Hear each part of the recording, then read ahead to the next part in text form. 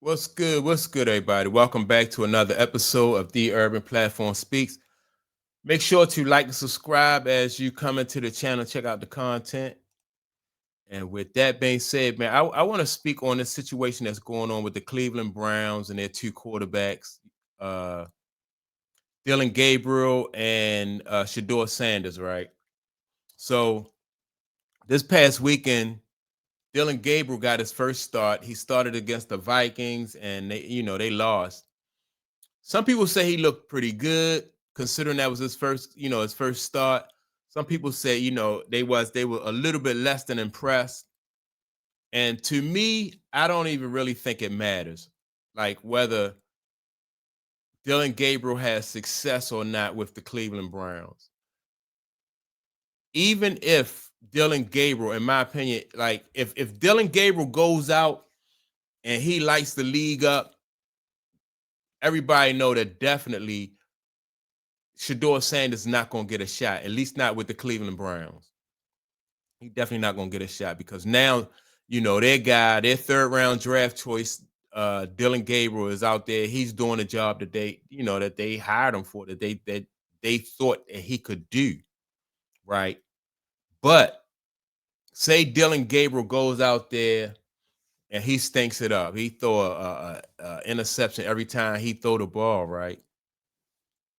I think that because of Shedeud Sanders, uh, his arrogance and his cockiness and his confidence and stuff like that, no matter what Dillon Gabriel do, I don't think that they want Shedeud Sanders in there. And like with that last statement that Shedeud Sanders made, with he may not have meant any harm with it, when he said that he can do better than a lot of guys that are out there on the field. I think that Shedeud Sanders has rubbed people the wrong way. So let's look at it like this. Say Dillon Gabriel stinks it up, and the fans are calling for Shedeud Sanders. I don't think because people are prideful, people are competitive, and they don't like to have their nose rubbed in it. They're not going to put Shedeud Sanders out there. I don't think they're going to put him out there, and because if you put Shedeud Sanders out there and he has some type of success, then he's going to feel vindicated, and then he's not going. That's going to be like creating more of a monster. That's going to embolden him to be even more arrogant, more outspoken, and grown men not going to allow you to do him like that. Like the coach for and the coaching staff and the owners and stuff like that, they're not going to allow Shedeud Sanders to be able to be like, yeah, they didn't know what they was doing. They kept me on the bench. And he may not even say it like that, but he did say that he could play better than a lot of these people out there. And so you have a lot of different people saying things about him, and all the attention that he's going to bring. I think teams are going to feel like it's not really worth it, even if he's successful out there on the field. Like he will have to get out there and damn near be phenomenal, like throw like 3 touchdown passes a game, something like that. 3 or 4 touchdown passes. He would have to be phenomenal for him to be out there. In order for people to swallow their pride and say, all right, we'll put up with him as long as he's successful, as long as he's winning. But I don't even think that Shedeud Sanders will even get that opportunity.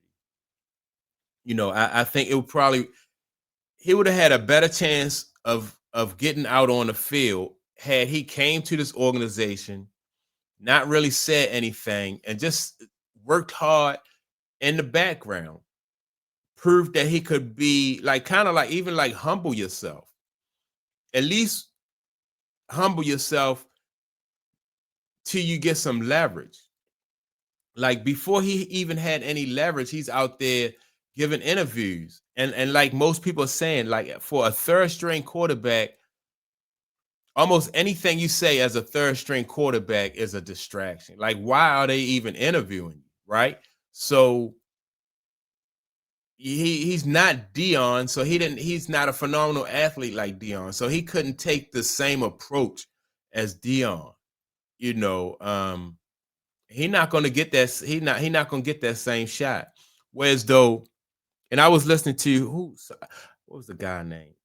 Jason Whitlock was talking about the opportunities that Baker Mayfield got. Like Baker Mayfield this season, people say he's so far this season, he's the number one MVP candidate. Baker Mayfield's on his fourth team. And Baker Mayfield came in with a lot of like a lot of fanfare and hoopla around his name. Right. And Baker Mayfield did some things that people didn't appreciate. Like he called out when he was in his rookie year, he called out the coach. I forgot the coach name for the Cleveland Browns, but he called the coach out publicly, which as a rookie, you don't do that. You know, he kind of toned himself down. Now he's still confident and cocky, but he toned himself down. So when he was given the opportunities, he was able to take advantage of that. But the Shedeud Sanders is different. His situation is different. You and so by the situation being different, meaning that not even like a race thing, like you're dealing with Baker Mayfield, white guy, Shedeud Sanders, black guy. But I think Shedeud Sanders come with even more cockiness. This is second generation cockiness and arrogance. So you got people out there who may even hold grudges against his father. So he had to take a different approach. He had to be more not strategic, but his strategy should have been like more so like keep a low profile, until he himself gets some leverage. It's cool to be confident and cocky, and teams want you to be that, but they also want you to have some type of, they want you to show loyalty to the team, and they want you to, kind of be humble where as though the team is concerned. But he has put the team and certain people and rubbed them in a way where as though they really don't want to see Shedeud Sanders even get an opportunity. I think if the Cleveland Browns this season don't, if Gabriel don't work out, I think Cleveland probably they a crazy organization. They will draft another quarterback, especially if they if they're in the top 1 or 2 seat, they'll draft a quarterback again. And so if they get the top quarterback coming in next year, that's really bad news for Shedeud Sanders. So I think even if Dillon Gabriel's failure, that will be the end of Shedeud Sanders too. Because I mean, they didn't even move. Like once Joe Flacco got hurt, they kept Shedeud as a third string quarterback. So I just think that they misplayed their hand when it came to how they handled this situation, and was Shedeud Sanders treated unfairly? I don't know. Who's to say? But still, life ain't fair. Like, like you're not entitled to be treated fairly. But if you want to succeed, you need to put yourself, in a situation where as though you can succeed, and you got to be strategic about it. You can't operate from having a sense of entitlement, because all you do is you make people more determined not to put you in a position to win. And in sports, it's political. And a lot of times sports is political anyway, and they can do that. They don't even want to. The Cleveland Brown organization, they don't even want to take credit for drafting. Like, who drafted? Was it the owner's decision? Was it the GM's decision? Was it the coach's decision? Like nobody's taking. They drafted them as a team, but nobody said, "Okay, this is my guy. Shedeud Sanders is my guy." They're not doing that. And the reason why they're not doing that is because he's not really giving them a reason to be like, yeah, this is my guy. I brought him in, and watch my guy prove himself. He's proven that he can give interviews and draw attention to the team. But other than that, man, whether he's been treated, like I said, if some people say, well, he's been treated unfairly, he might have been. But just because you're being treated unfairly, you still want to operate in a way where it's, where as though you're gonna get a shot. And he didn't have as much leverage coming in as he thought he did. But I don't think like the downfall, like I said, no matter what happens with Dillon Gabriel, whether Dillon Gabriel burn the league up or not, I don't think that Shedeur Sanders is gonna really get a shot in Cleveland. And so then that's makes me think like, all right, so what if he don't get a shot in Cleveland? Like, is somebody else gonna bring him in? I don't know.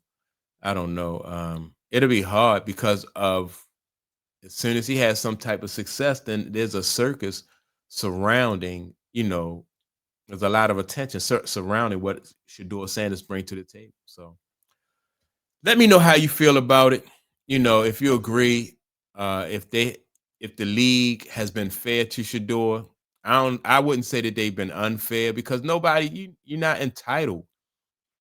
Like there's no law, no rules that say, well, you gotta draft Shedeur Sanders and you gotta, it's the big time sports is political. It's whether people want to believe it or not. It's not all about it's not always about talent. It's about sometimes the people with the talent don't even get to shine. They don't even get to get out there on the field, depending on like if the coach like you. Um, it's just political. It, it is what it is. So that's my take on it. Y'all make sure to like and subscribe to the channel.